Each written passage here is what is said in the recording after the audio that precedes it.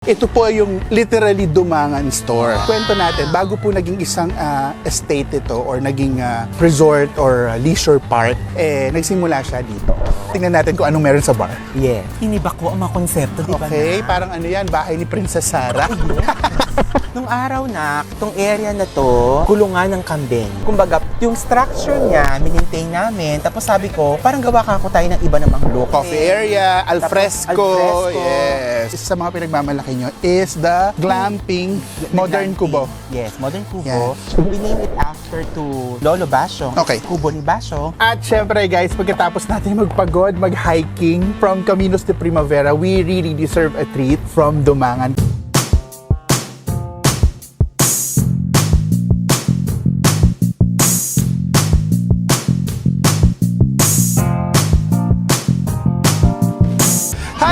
Welcome to a brand new vlog. Nako, sa video na ito, sobrang excited ako dahil dadalhin ko kayo sa isang napakagandang lugar dito sa Abucay, Bataan. Well, sa mga followers ko, siguro nakikita nyo na ito sa aking mga post. At excited ako na ipakita sa inyo ang buong estate na ito. Yes, it's an estate po. Ang dami nating pwedeng makita sa loob. Hindi lang siya restaurant, hindi lang siya resort, hindi lang siya nature farm. Hindi, napakadaming pwedeng gawing activities. At syempre, marami rin po ako makakasamang mga kaibigan ko na talaga namang napaka-exciting na makasali dito sa aking channel, and I'm really very excited. So welcome you guys dito sa Dumangan inside Hulo Leisure Farm.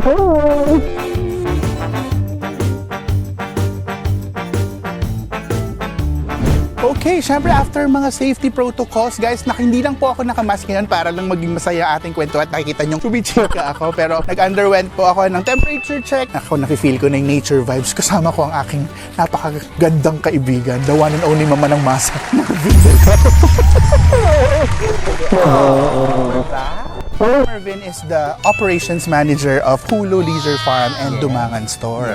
And speaking of Dumangan, ito po yung literally Dumangan Store. Kwento natin, bago po naging isang estate ito or naging resort or leisure park, nagsimula siya dito. Anong meron dyan? Ito yung humble store namin. Yes. So, nung ako nagpunta rito, binisita yung buong farm, i-turn over into a leisure farm. Yes. Nakita ko tong tindahan na to. Sabi ko, anong storya dito? Sabi ko, meron tindahan ng konti, yung bantay namin. Mga fruits, no?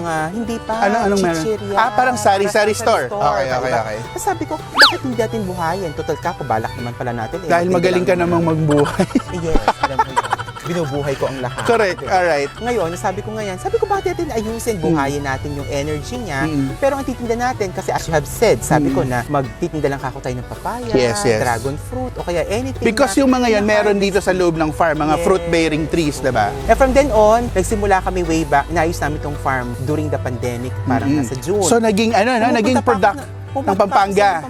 So naging productive ang inyong pandemic. Yung iba na depressed, yung iba kayo naman very productive because you're parang doing something in store. Yes. Tapos ngayon, inayos namin to unti-unti. Hanggang sabi ko, sige na, tawag ko kasi kay Ricko na habang ikaw ay nagtitinda dyan, ayusin ka ako natin tong kubo dito na kaunti para at least meron tayong pahingahan. Yes. So inayos namin, we start, kailan tayo mag-o-open? Sabi ko, ending in 8, September 18, go na natin. So naglagay kami ng mga prutas, naglagay kami ng aming kape na sasabi ng kapatid niya, isa si Kim, sabi niya, paano matitikman ng kape kung hindi mapatikim? Okay, so doon nagsimula yung concept ng coffee maker at coffee, parang coffee table. Oh yes, pagkatapos Hans, paano yun kapag may kape, kailangan may konti kang biscuit. So nagsanga-sanga na. Okay. To make the story short, may namili sa amin, wanted to taste the coffee and some shake. Kasi yung fruit namin, ginagawa yung shake. Ginawa namin shake. Okay. Tapos sabi niya, pwede po ba kaming pumasok sa loob? Pwede po bang makita yung area? Magpahinga doon po sa kubo. Sa isang, nag-iisa lang yun dati? Totoo. Okay. Ating tinuturo ko. The iconic, mamaya pakita natin sa kanila. Hindi, wag na mamaya. Ito po, yung kubo. Oh, yes. Okay. Di yun. From then on, doon na. We never had an ads. Even our Facebook account. Kumalat na. Saan yan? Napakagandang story. Okay, wag natin ubusin yung kwento na, come everybody, come.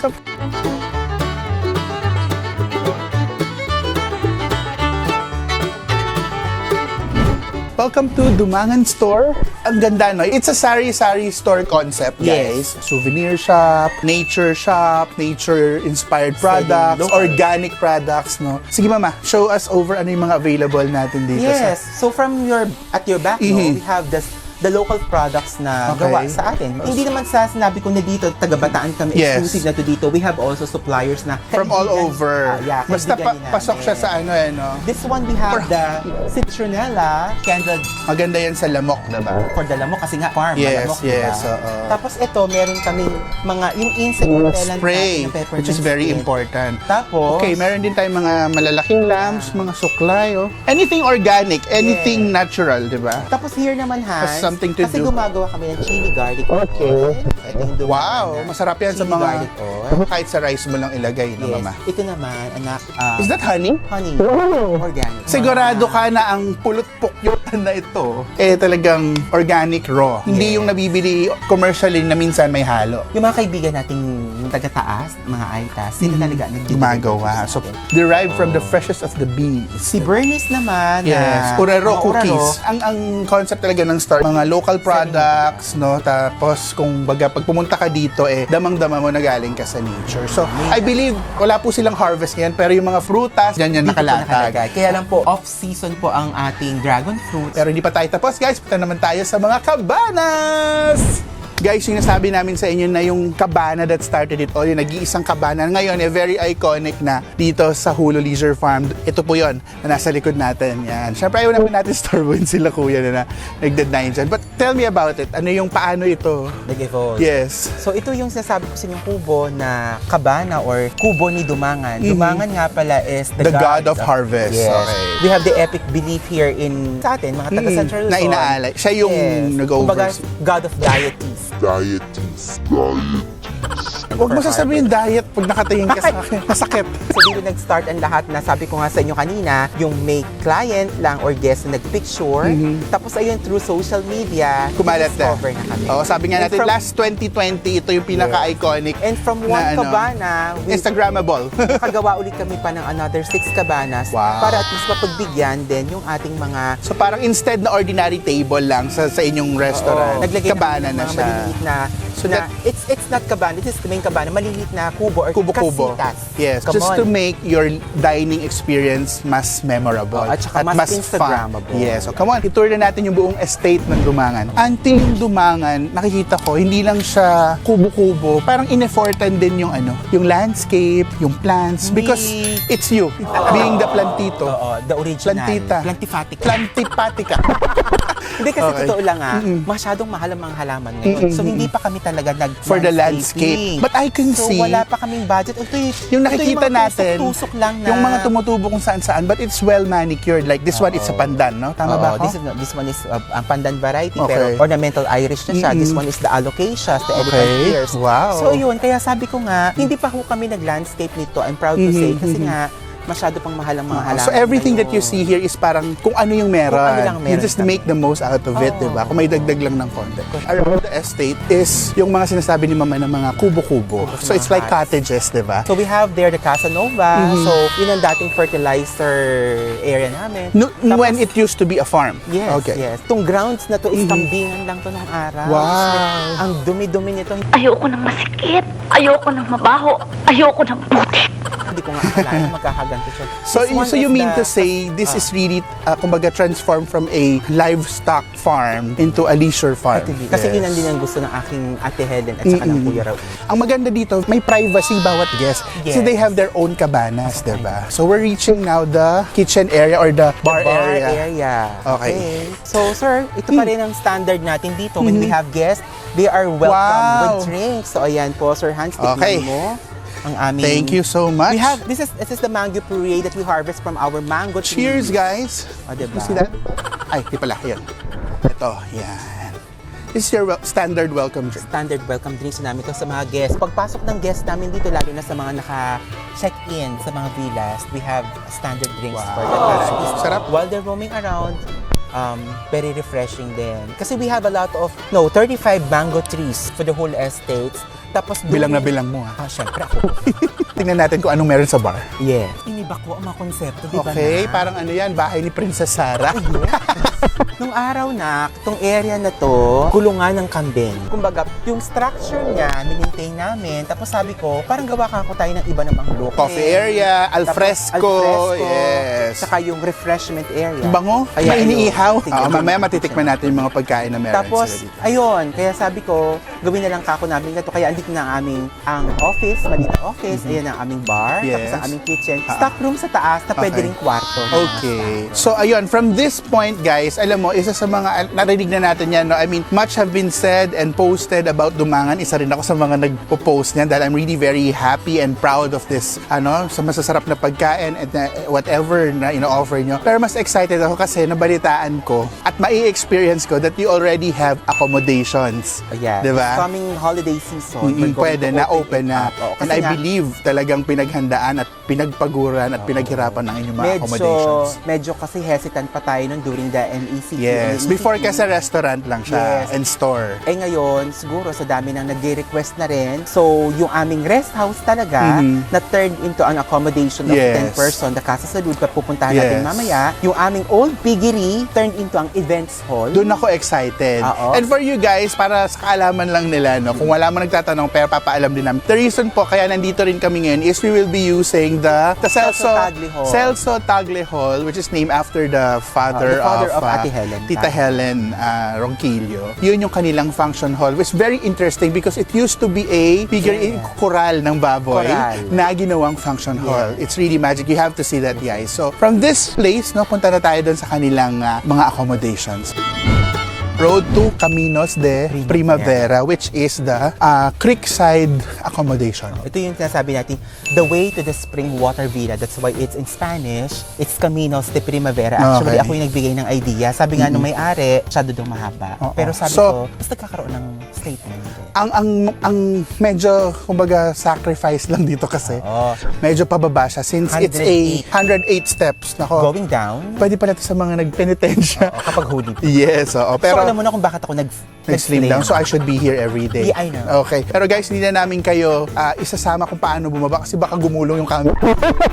See you sa baba ng Caminos, okay?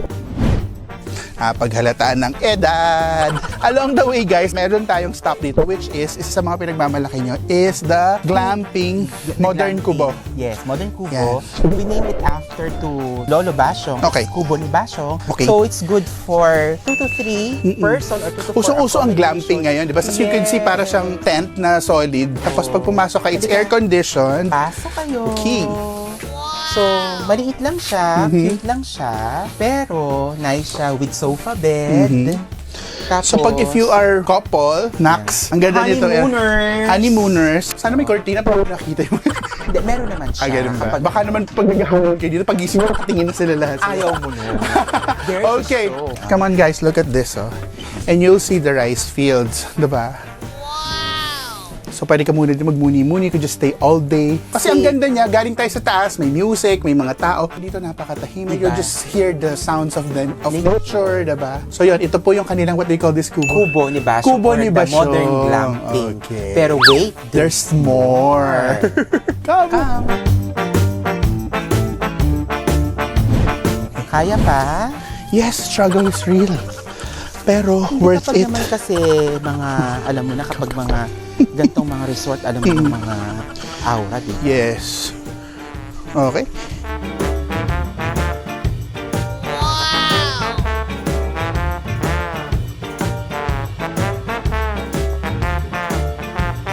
Now you've reached the 108 steps down. Okay. And welcome to our pinagmamalaki. This is the secret garden or the secret haven of... Welcome to Caminos de Primavera. This is the pool. It's actually a natural pool, di ba, Mama? Natural spring water pool. Okay, so yung water, Nanggagaling po doon. hindi siya nakapump. Hindi siya pump. As you could see, ayan, nakikita natin ngayon, yung bato na yan, sumisibol siya ng water. Nakikita nyo, umaakit yung tubig. So ngayon, papuno pa lang siya. Yes. So every time na may nagsiswimming, You don't use chlorine to treat the water. It's all natural. Pero Hans, may pump na rin kami dito. Para mas mabilis yung pag-akyat ng water. Tsaka we have water fountains Yes. kasi na in-infuse para, like ito kung makikita mo dito, Okay. yung mga water fountains na po pwedeng gamitin para at least magkaroon na naman ng pleasurable, Mas, kumbaga, for relaxing purposes. feel. Okay. Sarap yata mag-shower. Actually, nakapag-swimming na po kami guys dito. If you could see my previous post, diba? It's actually one of the best pools that I've dipped into. Gusto mo yun? Dip into. Aside from that, meron tayong outdoor shower. Outdoor shower para magbanlaw ka muna or rinse ka muna before dipping into the water. Na very nature ang approach. Ang gusto ko sa kanya guys, very nature. Kasi tingnan mo naman yung view mo dito. Ito siya. The spring, the creek side, diba? And you could hear the natural water. At ito makita mo dito, hindi na ako hinihingal ako guys. At meron tayong cottage dyan. You could just bring your food there or eat there. You can even have a massage. You can just lay down all day. Caminos de Primavera Villa. Yun na yun. So, akit tayo. Okay, akit na tayo ngayon dito sa Caminos de Primavera. Siyempre, shoes off tayo para hindi sayang yung linis. Nakita ko to nung ginagawa. Takot na takot ako umakyat dito. Kasi baka gumuho.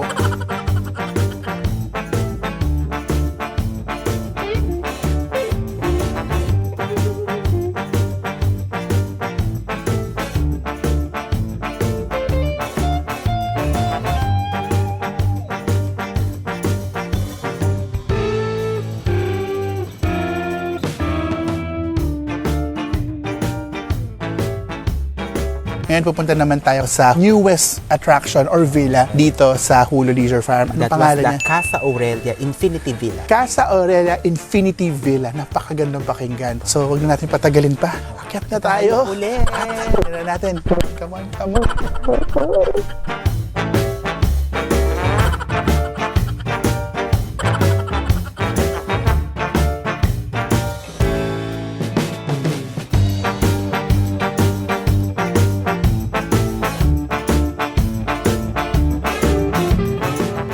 Everybody, we are here at the Infinity Villa of Hulo Leisure Farm ba? Siyempre with our multimedia team and team HANS! Kain po! And siyempre Mama Mervin's pre-birthday celebration. Diba? Tomorrow will be a big day for Mika. Siyempre birthday niya yan. At birthday din ni Birthday Mama talaga ni Mika is November 8. ha? November 8. Ako nakikiano lang ako. Si Mama, ang actual birthday niya tomorrow. Okay, so ngayon, we're having a welcome dinner by Mama Mervs. Happy birthday. Thank you so much. At syempre nakita niyo sa aming likod, ang bagong-bagong infinity pool ng Hulo Leisure Farm.